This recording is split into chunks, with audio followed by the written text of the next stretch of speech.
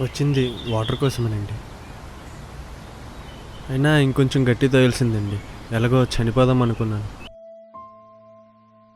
ప్రేమండి, అందులో ఉన్నంతసేపు ఎప్పటికీ అలానే ఉండిపోవాలనిపిస్తుంది. ఒకసారి అవతల వ్యక్తి వద్దనుకున్నప్పుడు లైఫ్ అక్కడితోనే ఆగిపోతే బాగుండనిపిస్తుంది. అందుకే అందరిని వదిలేసి పైకి వెళ్ళిపోదాం అనుకున్నానండి. అప్పుడే ఒక పూట అన్నం కోసం చిన్నపిల్లలు రోడ్డు మీద బిచ్చం అడగడం చూశానండి. ఒక పూట అన్నం కోసం బిచ్చమడిగా వాళ్ళు బతకాలనుకున్నప్పుడు 3 పూట్ల అన్నం పెట్టే అమ్మా నాన్న ఉన్న నేను ఎందుకు చావాలనుకుంటున్నానో నాకు అర్థం కావట్లేదండి. తర్వాత స్టేషన్కి వెళ్ళానండి. అక్కడే చిరిగిపోయిన బట్టలు వేసుకుని పట్టాలు కడిగే వాళ్ళని చూశానండి. బ్రాండెడ్ బట్టలు వేసుకున్న నేనెందుకు చావాలనుకుంటున్నానో నాకు అర్థం కావట్లేదండి.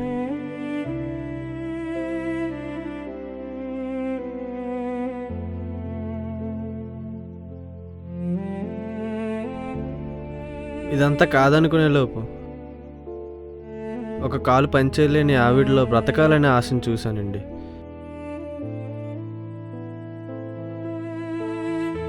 నాకు కాలు ఉన్నాయి, దానికి చెప్పులు ఉన్నాయి, కానీ నేనెందుకు చావాలనుకుంటున్నానో నాకు అర్థం కావట్లేదండి.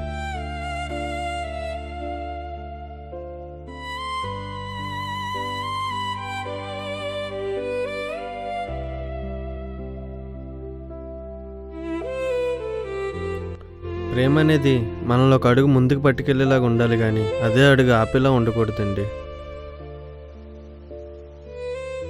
ముందే మీ చేతిలో పాయిజన్ చూశానండి.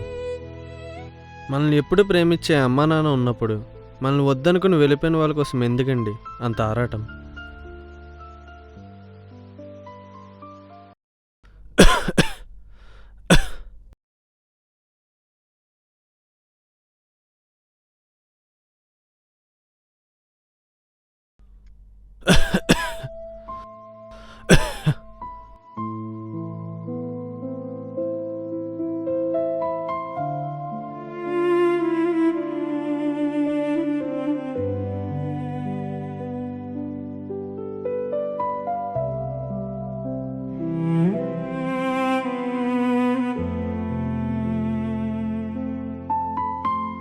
మనల్ని ఎప్పుడు ప్రేమించే అమ్మా నాన్న ఉన్నప్పుడు మనల్ని వద్దనుకుని వెళ్ళిపోయిన వాళ్ళ కోసం ఎందుకండి అంత ఆరాటం?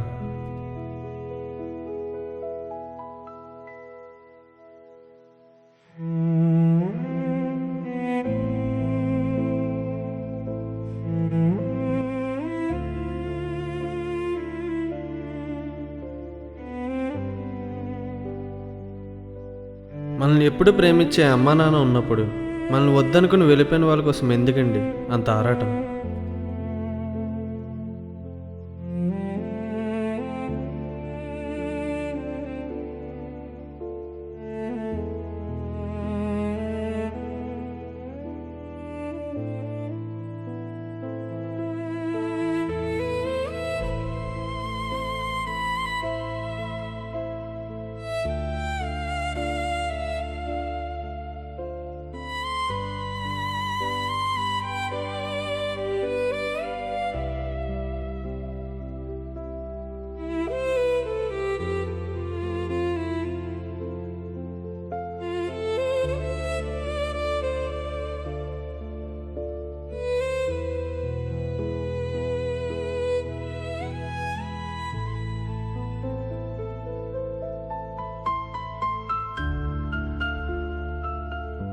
నేను ఒక అనాథనండి.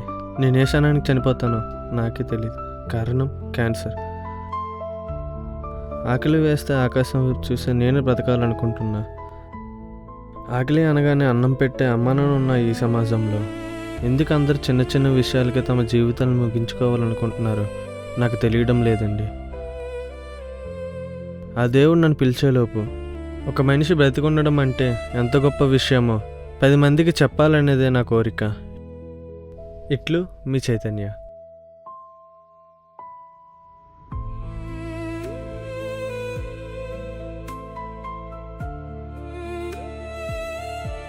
మనిషిగా జన్మించడం అనేదే ఒక వరం. ఆ జన్మకు ఒక విలువ ఇవ్వడమే మన బాధ్యత. నీ ప్రాణం తీసుకునే ముందు అదే ప్రాణం కోసం ఎంతమంది ఎదురు చూస్తున్నారో తెలుసుకో.